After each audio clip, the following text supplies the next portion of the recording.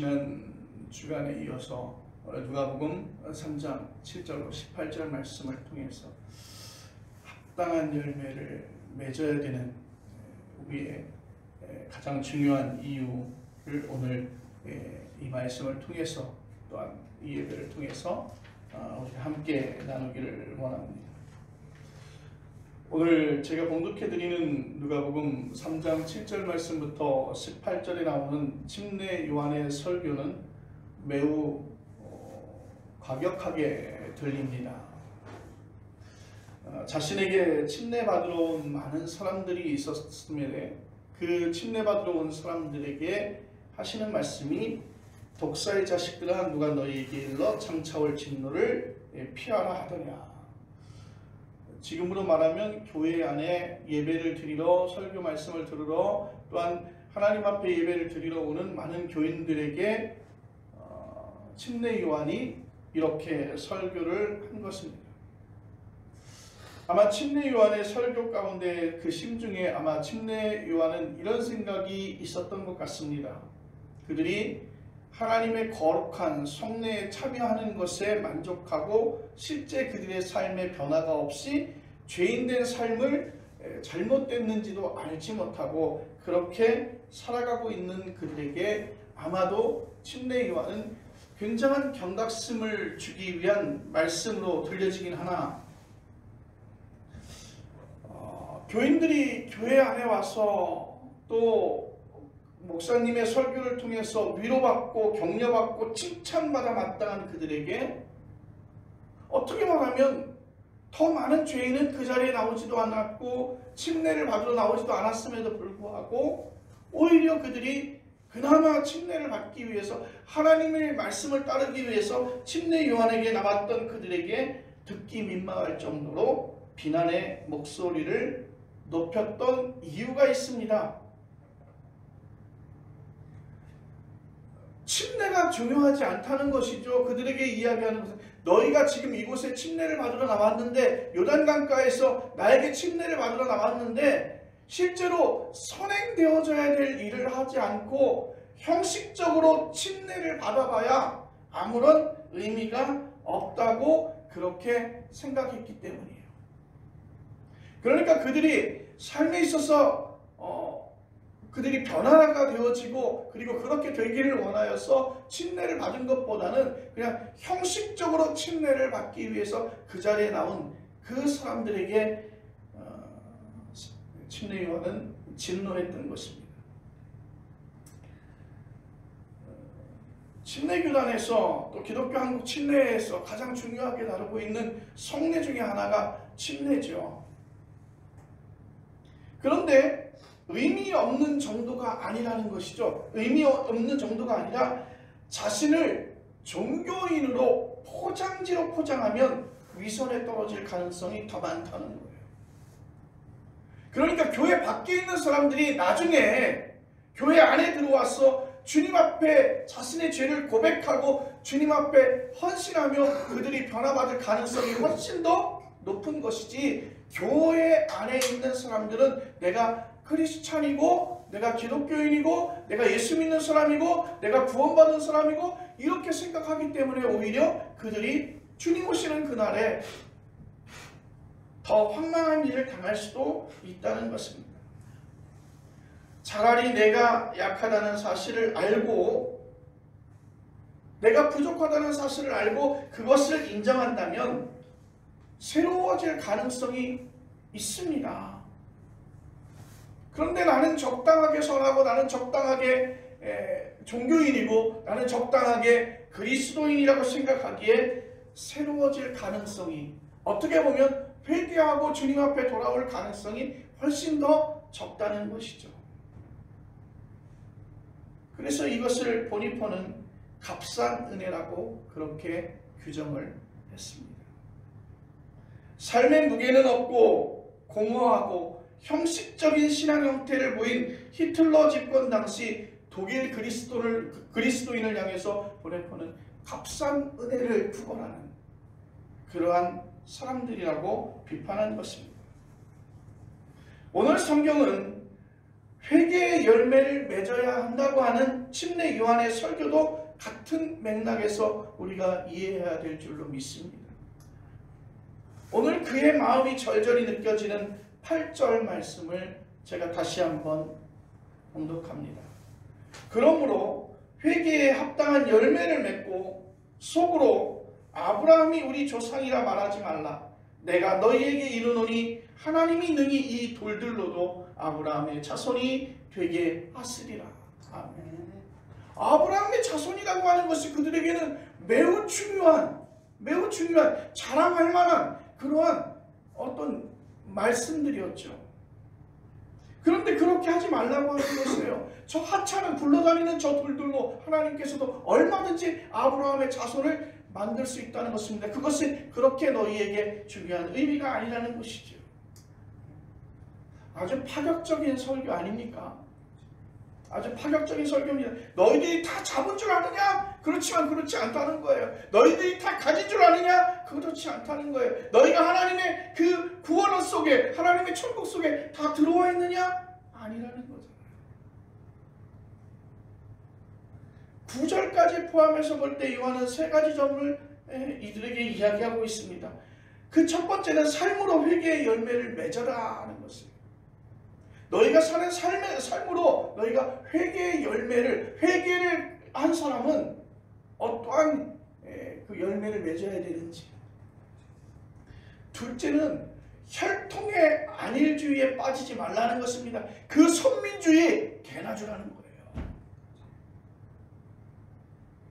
그리고 셋째는 이제 하나님의 그 심판이 이제 곧 임박했다고 하는 긴박성을 오늘 침례 요한은 이야기하고 있습니다.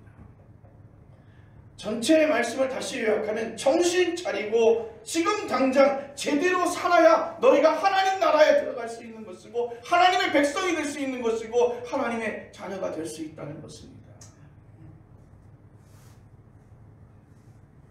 이 설교를 들은 사람들 가운데서는 많은 사람들이 양심을 찔리는 그런 설교였어요. 여러분, 우리가 지난 시간에도 다루었지만 요한은요 말로만 설교하는 사람이 아니었어요. 그런 삶을 직접 살면서 그의 삶 속에서 설교한 사람이었어요. 예루살렘 성전의 그 화려함을 다 버리고 빈들에서 검소하게 살았습니다.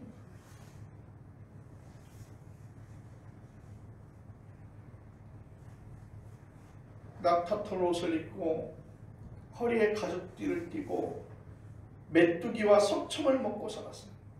여러분, 자연인도 이런 자연인이 없을 정도로 침례 요한은 그 빈들에서 살면서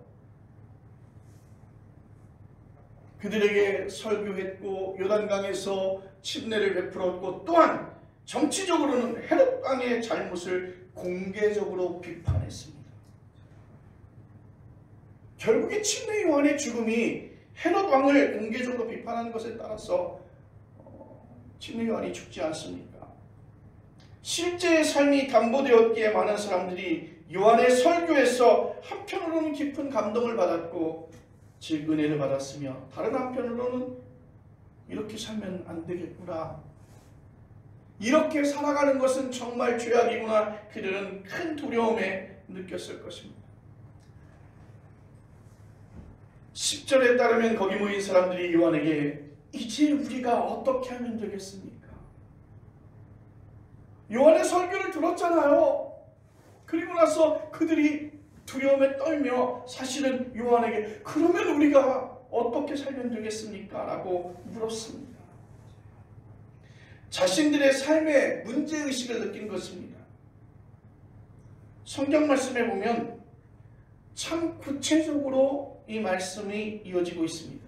옷 2벌 입는 사람은 없는 사람에게 나눠주고 먹을 것이 충분한 사람은 없는 사람에게 나눠주라고 그렇게 말씀하고 있습니다.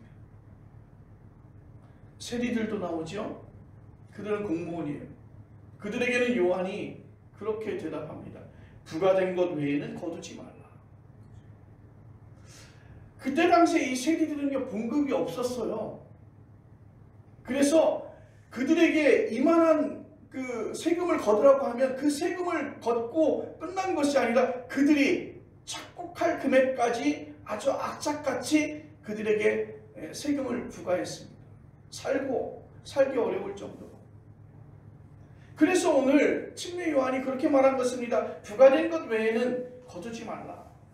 너희가 어떤 힘을 이용해서 어떠한 법을 이용해서 착복하거나 불로소득에 관심을 기울이지 말라는 것입니다. 군인들도 나옵니다. 그들에게 요한이 이렇게 말합니다. 사람에게서 강탈하지 말며 받은 급료를 족한 줄 알라. 분수를 잘 지키면서 정의롭게 살라고 하는 뜻이잖아요. 이렇게 사는 게 쉽지 않습니다. 고대 이스라엘 선지자들이 외쳤던 경제정의나 사회정의 문제가 21세기 오늘날까지도 해결되지 않고 있는 것을 볼 수 있습니다. 더 근본적으로는 정의가 무엇인지 누구나 동의할 만한 개념 규정이 어렵다는 것이죠. 정의를 요즘 언어 감각으로 바꾸면 공정이라고 말씀드릴 수 있습니다. 공정한 세상이 되어야 한다는 말은 누구나 다 하죠. 지금 정부가 공정하지 않다는 말을 입에 달고 사는 이들도 적지 않습니다. 특히 젊은 세대가 그렇죠. 그런 경향들 보입니다. 본인의 노력으로 인해서 본인의 수고로 인해서 얻은 것보다는 그가 타고난 것에 의해서 결정되는 그러한 세대가 되었다는 것입니다. 그래서 그들은 금수저라고 하는 말로 또 흙수저라고 하는 말로 자조적으로 표현하고 있지 않습니까? 부모 잘 만나서 편안히 먹고 사는 사람이 있고 가난한 부모를 만나서 뼈 빠지게 고생해도 미래가 보여지지 않는 그 불안한 세상, 내가 아무리 노력해도 될 수 없다고 하는 그러한 공정치 않은 세상이라고 생각합니다. 그래서 그들은 말합니다. 우리 공정하게 경쟁할 수 있게 해주십시오. 그리고 그런 공정한 그러한 나라를 만들어 주십시오. 문제는 처음부터 경쟁에 끼어들 수 없는 사람들이 많다는 사실입니다. 그 경쟁에 공정하게 나갈 수 없다는 것이죠. 인기 있는 어느 공기업에서 1,000명 채용 인원 가운데 장애인을 10% 뽑겠다고 하면 비장애인들이 볼 때 공정에 어긋난다고 반발할 것입니다. 경쟁률 높은 의대 입시에서 20%는 수능시험 낮은 학생 중에서 뽑는 대학 입시가 그 제도가 공정할까요? 아마도 이것은 입학 사정제를 통해서 굉장한 논란의 여지가 계속해서 지금도 있습니다. 이런 모든 논란은 자기가 불이익을 당한다는 생각에서 또는 다른 사람들처럼 많은 이익을 얻지 못한다는 생각에서 시작되지 않습니까? 개인적인 이익이냐 불이익이냐 하는 관점보다는 공동체를 건강하게 만든다는 관점에서 사는 사람들이 많다면 이런 논란은 아예 벌어지지 않을 것입니다. 침례 요한이 청빙한 삶과 열정적인 설교를 접한 많은 민중들은 그런 생각이 들었습니다. 그들에게 오실 메시아가 아닐까. 우리에게 저렇게 강력한 메시지를 주고 우리가 회개에 합당한 열매를 맺어야 되는 저 사실들을 우리에게 아주 구체적으로 설명하고 있는데 혹시 그가 오실 메시아가 아닐까? 사실 침례 요한은 이때에 선풍적인 인지도가 있었다는 것입니다. 많은 사람들이 그를 따랐다는 것입니다. 그래서 당시 유대 민중들 가운데서도 그런 생각들을 했습니다. 우리들을 구원해 줄 메시아를 기다렸는데 혹시 지금 저 모습이 우리가 메시아가 아닐까? 만일 그 메시아가 오면 나의 모든 지금까지의 모든 문제들이 다 해결되지 않을까? 침례 요한은 그런 메시아 대망이라고 하는 민중의 열망에 불을 댕길 만한 조건을 두루 갖춘 인물이었습니다. 요한이 나서서 아마 그때 나를 따르라 했으면 수천, 수만 명이 헌신적으로 따랐을 것입니다. 당시만이 아니라 오늘날도 마찬가지죠. 내가 세상을 바꿔줄 테니, 내가 세상을 변화시킬 테니 나를 따르고 믿어주십시오 외치는 정치인들이나 기업가들이 많이 있습니다.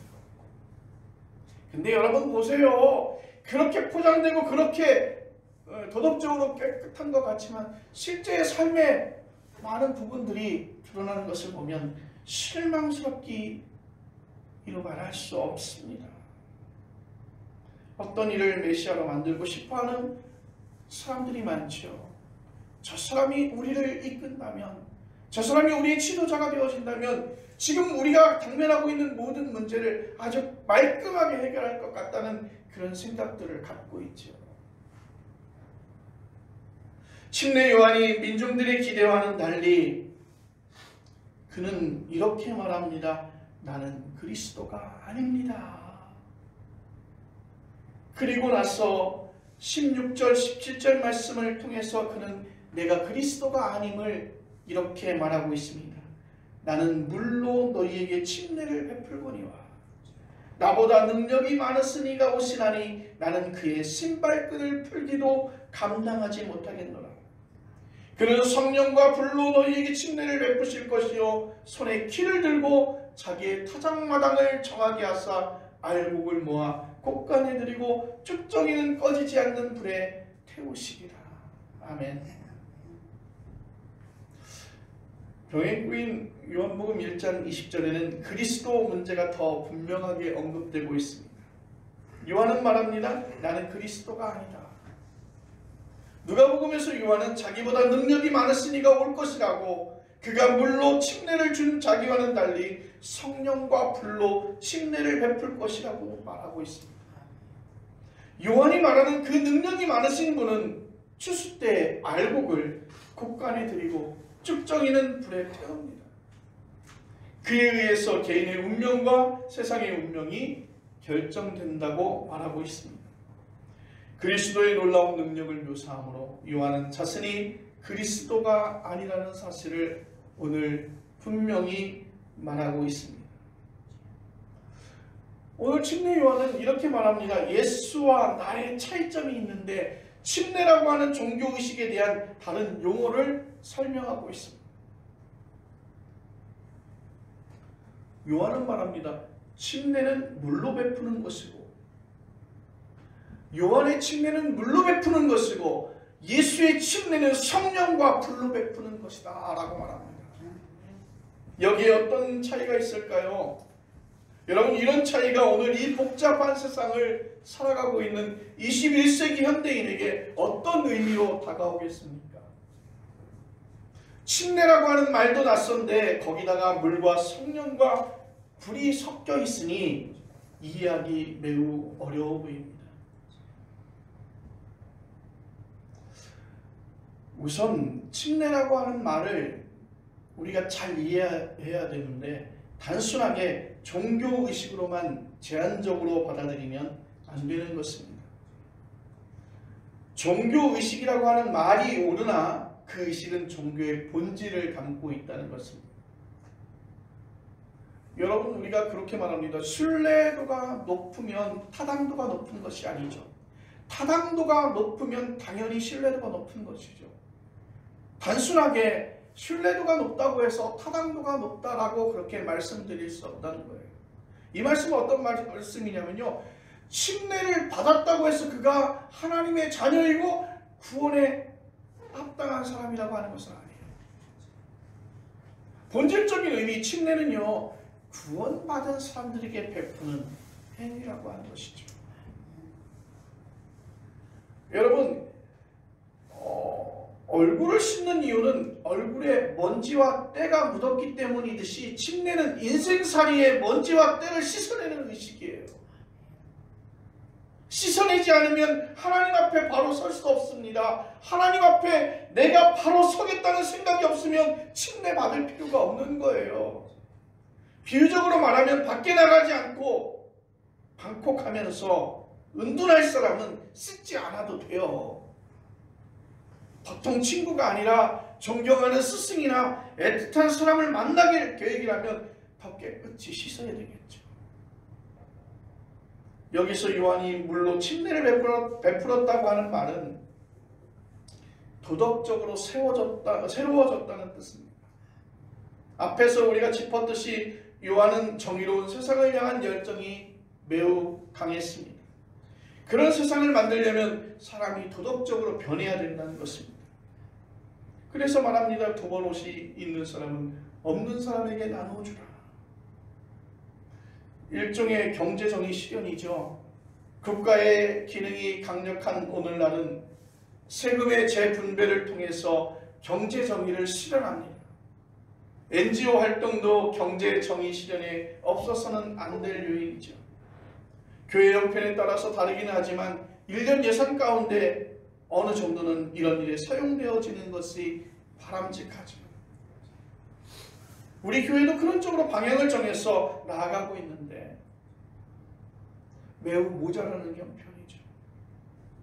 자, 문제는 이런 도덕적이고 계획적인 변화가 우리의 근본을 변화시키지 못한다는 데 있습니다. 사람들을 돕죠. 선행을 베풀죠. 회개의 열매가 나타나기 시작합니다. 이렇게 개혁적인 변화가 있는데 그 개혁적인 변화가 결국에 우리의 근본을 변화시키지는 못한다는 것이죠. 이런 변화는 인간으로서의 최선이지만 구원의 길 자체는 아니라는 것입니다. 여러분이 다른 사람보다 더 개혁적이고 다른 사람보다 더 도덕적이고 다른 사람보다 더 헌신적이고 이타적으로 살아갈 수는 있습니다. 다른 사람에게 옷도 나눠주고 먹을거리를 나눠줄 수 있습니다. 불로소득을 취하지 않고 사적인 이익을 위해서 공의를 무너뜨리지 않는 방식으로 삽니다. 유튜브에 보면 이런 영상이 있더라고요. 거리에서 잠을 자는 노숙자인데 그 노숙자가 뭐 어디에서 무엇을 얻었는지 어떤 방법으로 얻었는지 모르지만 조그만 봉투 안에 빵을 먹고 있었어요. 그런데 어떤 사람이 그 노숙자에게 다가가서 그 빵을 나눠줄 수 없느냐고 말합니다. 우리가 영상에서 볼 때 보면 그 노숙자의 삶보다 그 빵을 나눠달라고 하는 사람의 삶이 훨씬 더 윤택해 보이는데도 불구하고 노숙자는 그 이야기를 듣고 갈등하지 않고 바로 그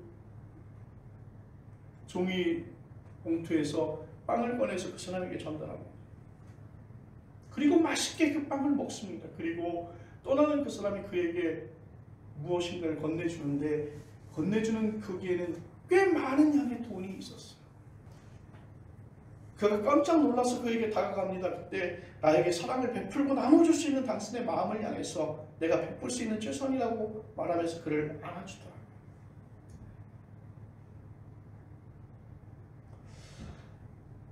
우리의 삶이 실제적으로 회개의 열매를 구원받지 못한다는 거예요. 그렇게 살아가는 사람은 존경받을 만한 사람이죠. 참 상대적으로 사람으로 굉장히 매력적이고 인격적으로 굉장히 꽤 괜찮은 사람이에요. 그런데 그런 것으로 인해서 구원받지 못한다는 거예요. 사람은 여전히 자기중심이고 교만하고 개인적인 차이는 있으나 여전히 위선적일 수밖에 없습니다. 우리가 아무리 진보적이라고 개혁적이라고 그렇게 이야기해도 그 모든 방식으로 해결되지는 않습니다. 저 사람 혼자 깨끗한 척 하더니 우리보다 더한 거예요. 여러분, 가르치는 자리에 있는 사람이 더 비판받지 않습니까? 법을 정의롭게 행사해야 할 판사도 온정이나 사적인 이익에 치우쳐서 법을 왜곡할 수 있습니다. 도덕적이고 개혁적이고 휴머니즘적인 업적만으로 우리 생명이 완성되지는 않는다는 거예요. 이런 업적은 우리가 물로 침례를 받는 거예요. 우리가 이렇게 살겠습니다 라고 해서 우리가 종교적인 의식으로 침례를 받는 거예요. 그러나 그 본질은 변하지 않는다는 거예요. 그러면 존재론적으로 어떻게 변화가 되어져야 될까? 오늘 본문은 말합니다. 우리가 능력 많으신 분이 그리스도 메시아가 성령과 불로 침례를 베푼다고 말하지 않습니까? 물로 베푼 요한의 침례를 도덕적인 변화라고 한다면 성령과 불로 베푼 예수의 침례는 존재론적인 변화를 말해주고 있습니다. 물은 우리의 겉모양을 씻어주고 불은 우리를 태우고 새로운 존재로 만들어주는 줄로 믿습니다. 성령의 불은 우리를 아주 세련되고 모범적인 인간이 되도록 우리를 씻어내는 게 아니라 우리의 존재 자체를 질적으로 바꿔준다는 것입니다. 물의 침례를 물리적 변화라고 한다면 불의 침례는 화학적인 변화일 것입니다. 그래서 요한의 침례와 예수 그리스도의 침례를 구분하면 이해가 쉬울 것입니다. 요한의 침례는 인간에게 초점이 맞춰져 있다면 예수 그리스도의 침례는 하나님에게 초점이 맞춰 있는 줄로 믿습니다. 요한은 그렇게 광야에서 빈들에서 그렇게 외칩니다. 인간의 삶을 살아가는데 너희가 어떻게 변화해야 될 것인지를. 그러나 예수님은 처음부터 마지막까지 하나님이 어떤 분이신지를 선포하고 있습니다. 침례 요한은 회개의 열매를 삶으로 맺으라고, 그래서 세리와 군인들에게 정의롭게 살라고 말했으나 예수님은 하나님이 세리와 군인을 어떻게 사랑하시는지를 보라고 말하고 있습니다. 그래서 예수님은 죄인들과 세리를 향해서 반듯한 인간이 되어야 한다고 말씀하지 않으셨어요. 요즘식으로 바꿔서 꼰대처럼 말씀하지 않으셨어요. 하나님 앞에서 잘 보이려고 애쓰기보다는 하나님이 우리를 어떻게 구원하시는지, 하나님이 나를 어떻게 사랑하시는지를 보라고 그렇게 말하고 있습니다. 관점이 완전히 달라진 것입니다. 침례 요한의 사람에게서 이제 예수 그리스도의 하나님에게로, 여러분 사람이 중요하지 않다는 이야기 아니잖아요. 사회개혁 필요합니다. 경제정의도 필요합니다. 요한의 가르침이 잘못되었다는 것 아닙니다. 우리를 실제로 변하게 하는 궁극적인 능력이 무엇인지를 우선 알아야 된다는 것입니다. 여러분 사회개혁도 해야 돼요. 경제정의도 실현해야 됩니다. 그러나 사람을 보면 우리 실망하지 않습니까? 우리가 사람을 존경은 할 수 있지만 믿을 수는 없습니다.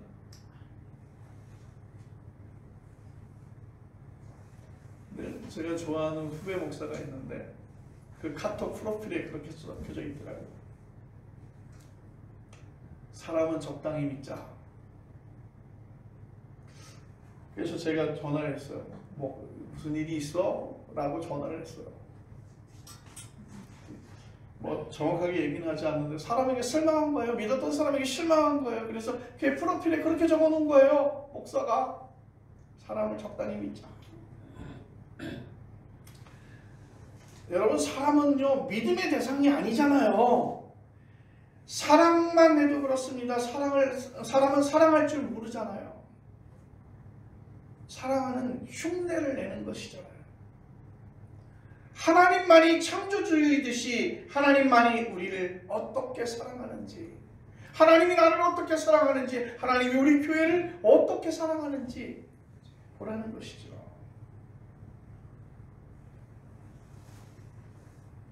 하나님을 믿기만 하면 요한이 가르친 대로 회개의 열매를 맺지 못해도 괜찮다는 말이냐 그렇게 들려질 수도 있습니다. 믿음만 있으면 삶의 열매가 없어도 문제는 없습니다. 믿음만 있으면 삶의 열매가 없어도 문제는 없습니다. 극단적인 설명이라고 생각하실 수 있습니다. 그런데 우리는 나눠주지 않을 만큼의 이유를 찾을 수 없을 것입니다. 하나님을 믿는 자는 줄이고 있는 형제를 보고 내 것을 나눠주지 못할 그러한 이유를 거기에서 찾지 못할 것입니다. 하나님을 제대로 믿는다면 요한이 가르친 대로 회개의 열매가 자연적으로 열리게 될 줄로 믿습니다. 더 율법적으로 살 것 같습니다. 더 수행하며 살 것 같습니다. 더 공부할 것 같습니다. 더 기도할 것 같습니다. 더 예배에 열심을 낼 것이며 더 많은 것을 베풀고 더 너그럽게 행동할 것입니다. 그것이 바로 믿음인 것입니다. 왜? 하나님의 은혜가 너무 크고 하나님의 은혜가 너무 놀라워서 그의 영혼이 이미 배부르기 때문이죠. 다른 것으로 채우지 않아도, 다른 여타의 잡스러운 것으로 내 영혼을 채우지 않아도 될 만큼 충만하게 예수 그리스도의 은혜로, 하나님의 사랑으로 그는 채워져 있기 때문이라는 것이죠. 그래서 이미 많이 받았다는 사실을 절감하게 되고 내가 다른 것으로 조금 손해를 봐도 그렇게 상심치 않습니다. 그 사람의 존재 자체가 변하는 것입니다. 이런 존재의 변화는 현실에서 너무 어려울 것처럼 느껴지지요. 여러분, 이런 일을 가능하게 하는 것이 오늘 침례 요한이 우리에게 말씀한 성령과 불이라고 하는 것이죠. 17절에서 성령과 불로 침례를 베푸는 분이 추수때의 알곡은과 곡간에 드리고 쭉정이는 꺼지지 않는 불에 태우신다는 표현이 나옵니다. 성령의 불이 우리의 삶의 쭉정이를 태우고 즉 먼지와 때를 태운다면 우리는 당연히 새로운 존재가 될 줄로 믿습니다. 이를 바울의 표현으로 바꾸면 새로운 피조물이 되어지는 것이잖아요. 사랑하는 성도 여러분, 한 걸음 더 나아가 예수 그리스도를 믿는 사람의 궁극적인 변화는 죄와 죽음으로부터의 해방인 줄로 믿습니다. 예수 그리스도에게서 성령과 불로 침례를 받았기에 자기에게 과몰입하지 않으며 자기의 소멸을 두려워하지 않습니다. 그런 신앙에서만 대림절이 가리키는 기쁨과 찬송의 삶을 살아낼 수 있다고 저는 생각합니다. 기도하겠습니다.